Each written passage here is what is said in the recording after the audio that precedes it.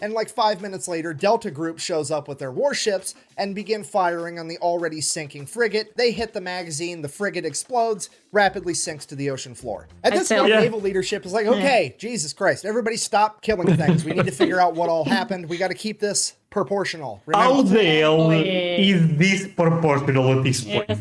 They basically end up putting a bomb. Okay, they end up messing. You provoke me. You provoke.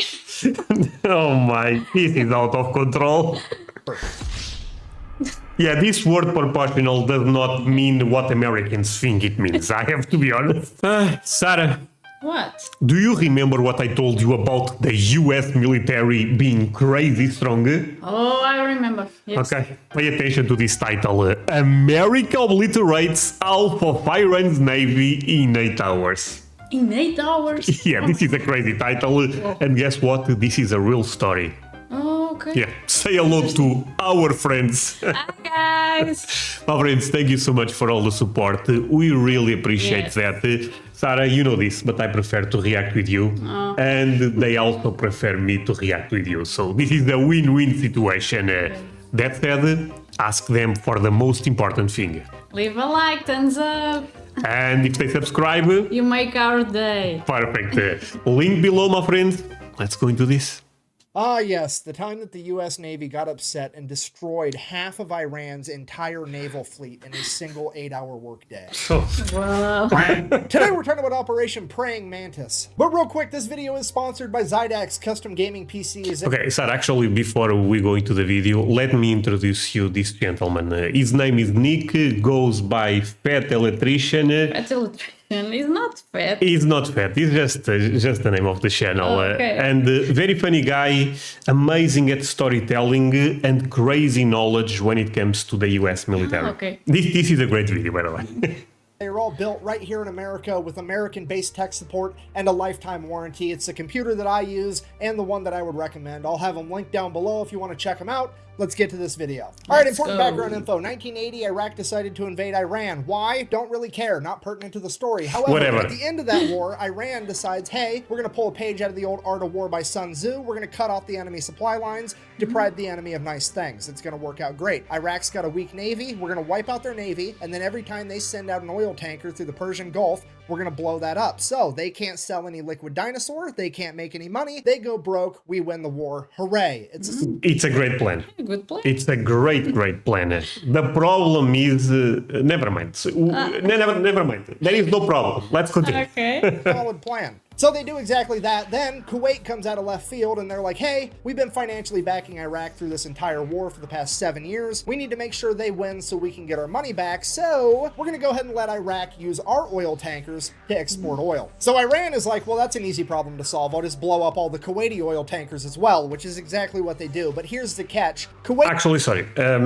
At this point in time, I believe Iran was quite stronger than Kuwait and Iraq together. So this was very easy for them, from what I understand. I'll just blow up all the Kuwaiti oil tankers as well, which is exactly what they do. But here's the catch. Kuwait at this point in time is like the one major exporter of oil that wasn't really part of OPEC, meaning that they were selling oil on the global market significantly cheaper than everybody else, driving down the entire oil market. And now that their oil tankers are getting blown up as well, it means that Kuwait can no longer sell oil on the cheap, meaning that Iran has now inadvertently committed the cardinal sin of the late 20th century, raising gas prices. Now the entire Western world looks over at the Persian Gulf like, the fuck?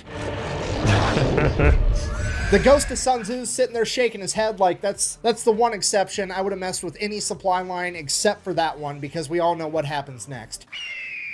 Oh, so American military intervene? Intervene.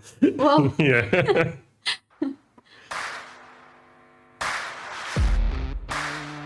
Yeah, America then proceeds to assemble the largest naval convoy operation since World War II, send them into the Persian Gulf to protect Kuwaiti oil tankers. It is at this moment that Iran should have been like, well, that's unfortunate, time to figure out plan B, because this obviously is not going to work out. However, they decide that they're going to double down. What they're going to do is they're going to take a bunch of magnetic underwater mines, and they're just going to spread them out all over the Persian Gulf in international waters, and that's not going to have any consequences. At all. So fast forward, April 4th. So, Sir, are you betting on Iran or America at this point? America, of course.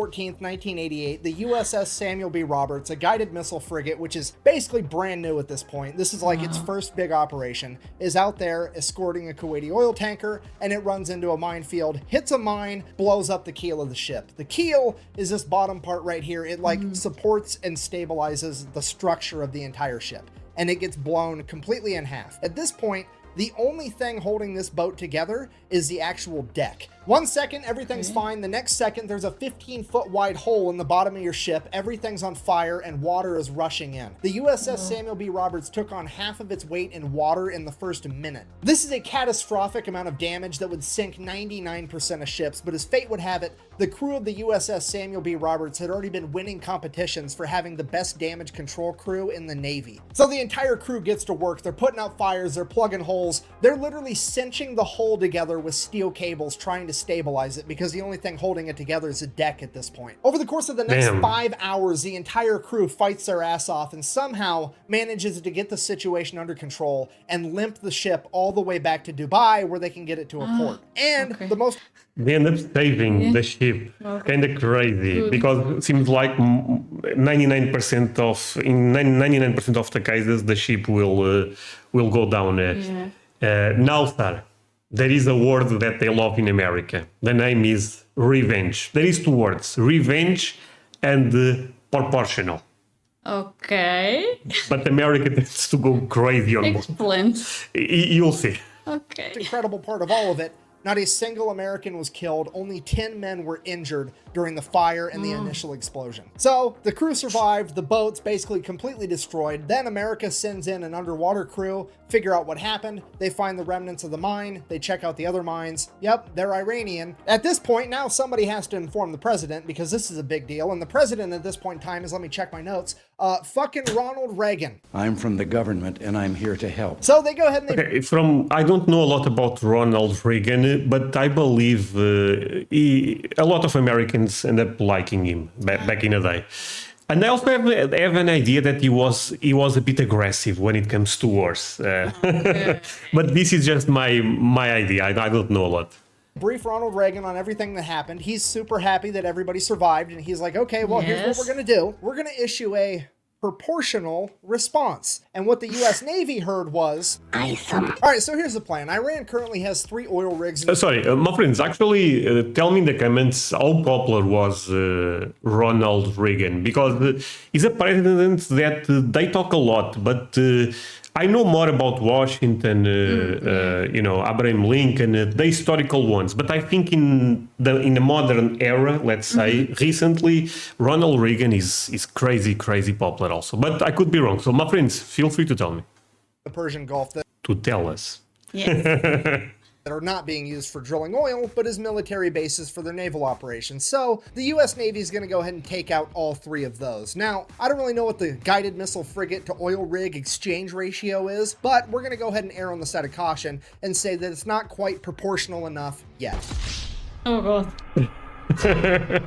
So Iran also really only has like 2 modern naval vessels. That's the Iranian frigate Sahand and the Iranian frigate Sabatland. They're going to go ahead and take out at least one of those, maybe both. We'll see how proportional they want to get. And then by the time they get all that done, that should be a nice 8-hour workday. It'll be time to clock out and go get some ice cream. So in order to get all this done by quitting time, they're going to go ahead and establish 3 different surface attack groups. Each group is going to have 2 destroyers and 1 bonus ship. That bonus ship is either going to be an amphibious landing ship or a frigate. Either way, they're all going to be identified as Bravo, Charlie, and Delta. Bravo group is tasked with taking out 2 oil rigs. Charlie group is tasked with taking out the 1 remaining oil rig. And Delta's mission is to go hunt down those 2 frigates and take them out. And then just... Okay, this could be a bit heavy for you, because it's also heavy for me, in the sense that there is a lot of military technicalities here.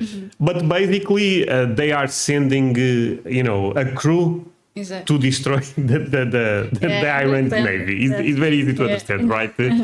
And one thing that I wanted to say that I forgot is American military is amazing, no matter where we look. But the Navy, is something that is the top of the top, in my opinion. Okay.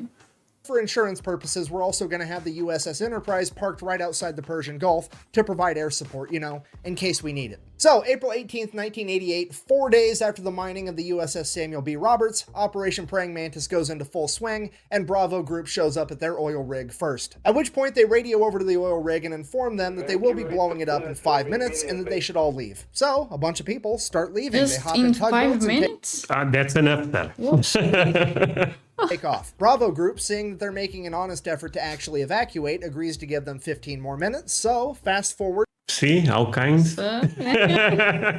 20 minutes later, they send out another radio message. Hey, time's up. They then fire the 5-inch guns right over the top of the oil rig with the rounds set to airburst, hopefully scaring off any stragglers. And it is at this point that some Iranian military member decides that he is going to audition to be the main character of this story because he hops on a 23mm anti-aircraft gun and opens fire on Bravo Group. And without skipping a beat, one of the 5-inch guns on one of the destroyers just goes poof, and just fucking direct hit smokes this dude. Barely touches the rest of the oil rig. This guy, definitely not the main character, but the Sarah, don't laugh. They end up killing a guy. I know.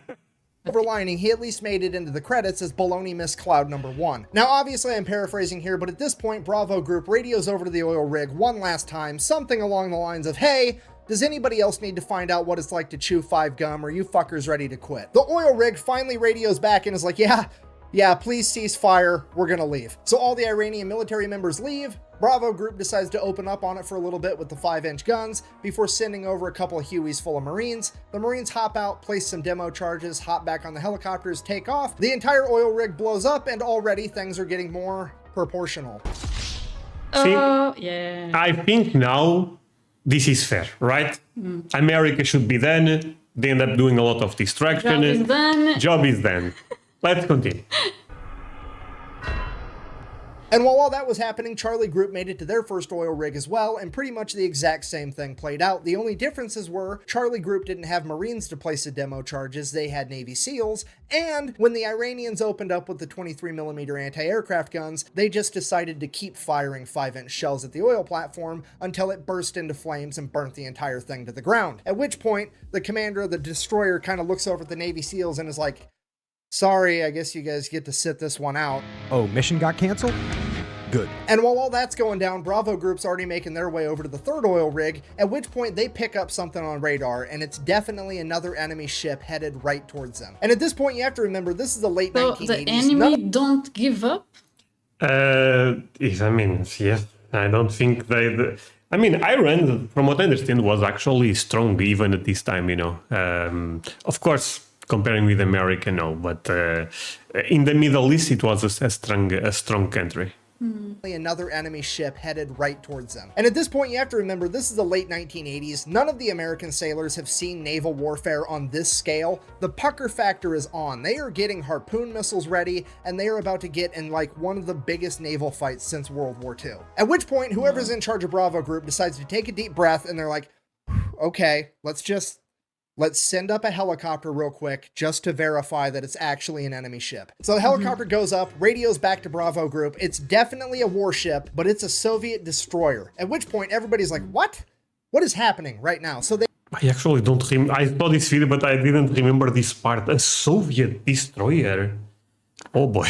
but it's a No, Soviet. but Russia and Iran are kind of friends. What the Russians do? No, maybe... They're Maybe they are protecting Iran. I don't know. Because okay. Allies. They are allied, yeah. They are allied. Okay. Even nowadays, from what I understand.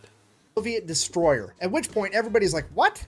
What is happening right now? So they radio over to this Russian destroyer and they're like, what are your intentions? And the Russian commander radios back in broken English. I swear to God, this is a real quote.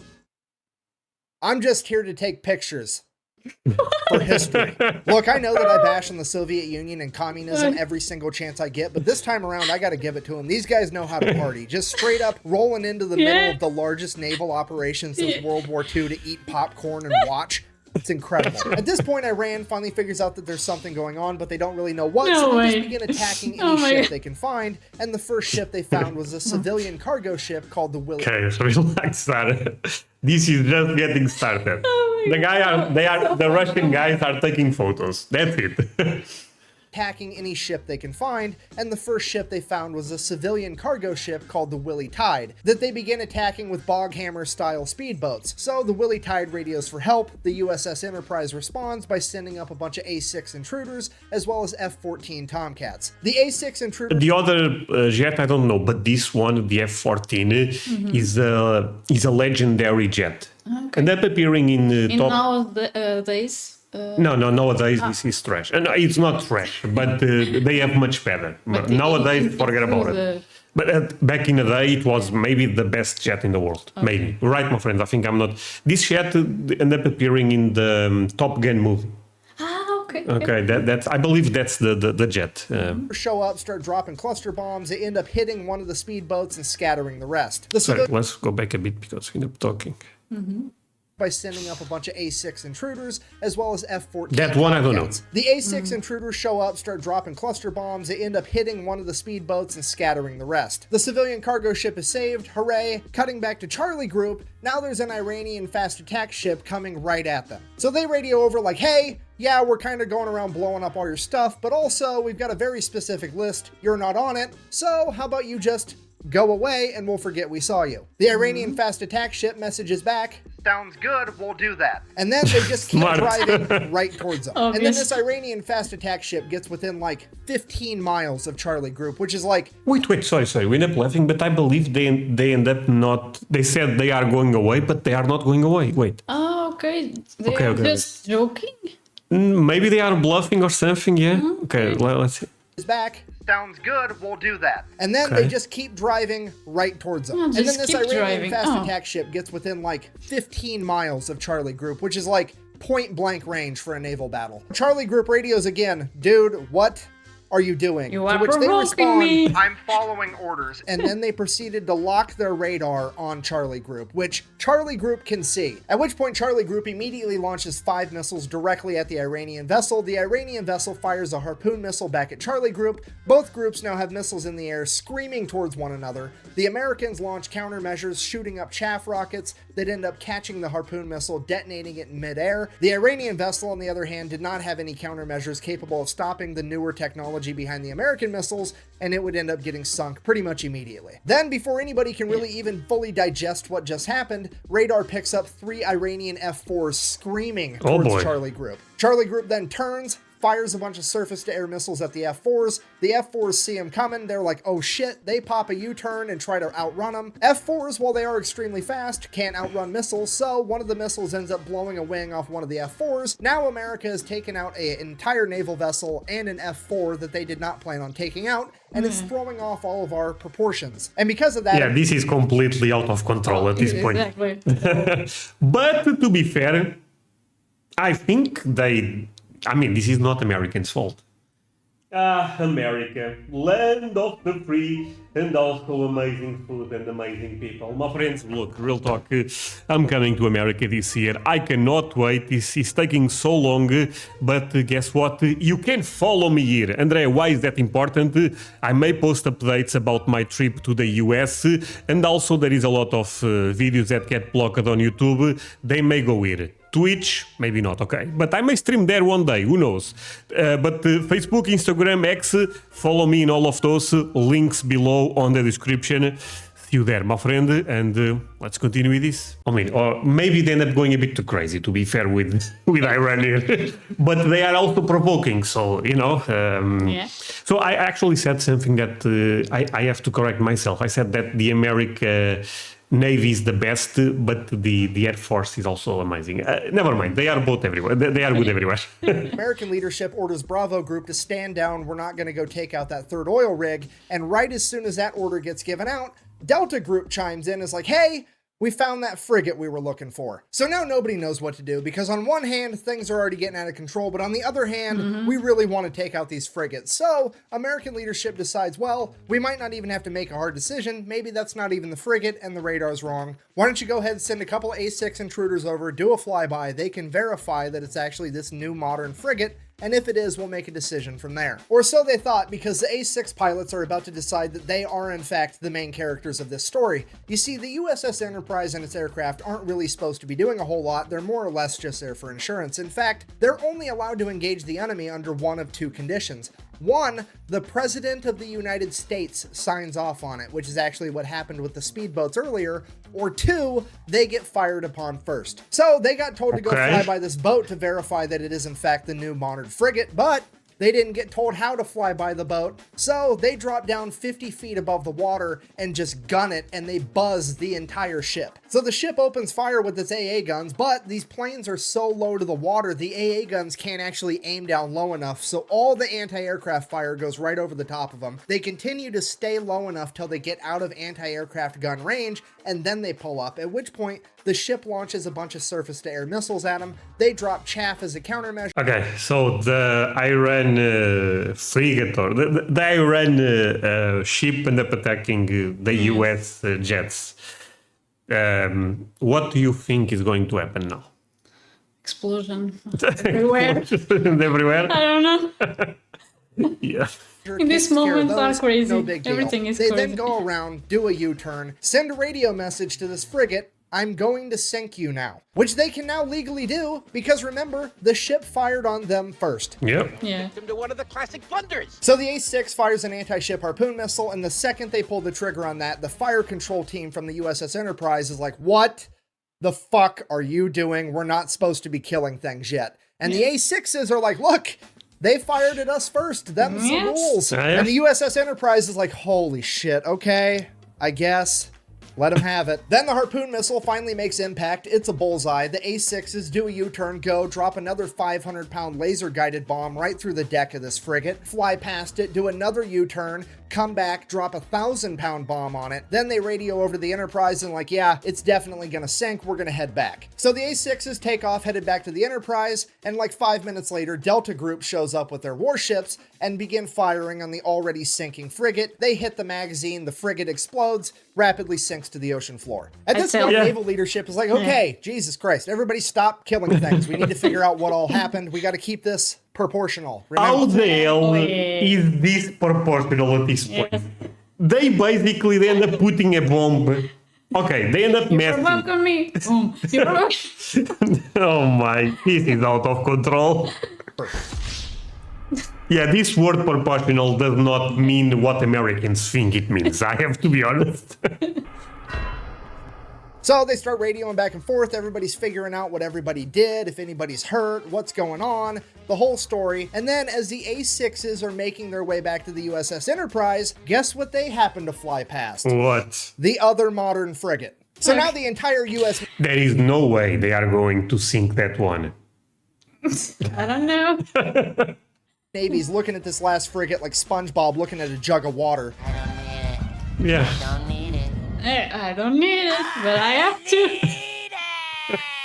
But also, like, realistically speaking, the A6s are pretty much out of ammunition. The only thing they have left are 2,000-pound bombs, and those just aren't going to be enough by themselves without a harpoon missile to take down this ship anyways, so they really are just going to fly by and verify that it's the modern frigate. So the A6 intruders go ahead, they do their flyby. It is in fact the new frigate that they thought it was, and it does in fact open fire on the A6s. A6s make it out completely unscathed, at which point they pop a U-turn, and one of the A6 pilots is like, It's the bullseye womp rats in my T-16 back home. So the A6 pulls up, gaining altitude, and then dives down, aims its nose right at the frigate at like a 35-degree angle. They're doing a good old-fashioned dive bombing run like it's fucking World War II. The AA guns start firing, there's bullets whizzing past the plane, but they're committed now. They're closing in, closing in. The bombardier behind the pilot lets the pilot know, "Hey, I'm locked on." At which point, bombs away, the pilot pulls up, and the bomb goes right down the fucking smokestack of this boat. Blows up, completely destroying the entire engine room. That frigate is now dead in the water with no power. The A6s go ahead and radio in that they have completely... This A6 jet is amazing. You know, it's also seemed like a very powerful jet, but I was not aware of this one. Actually, let me Google. My friends, we end up reading some stuff about this jet. Seems like a crazy one. How many Bombs? X-86 can carry? I don't know, but it seems like a very powerful jet. I was not aware of this one. I wonder if anyone watching knows this jet, my friends. If so, leave us a comment. Yeah, but it's a really good one. Let's Yeah. continue.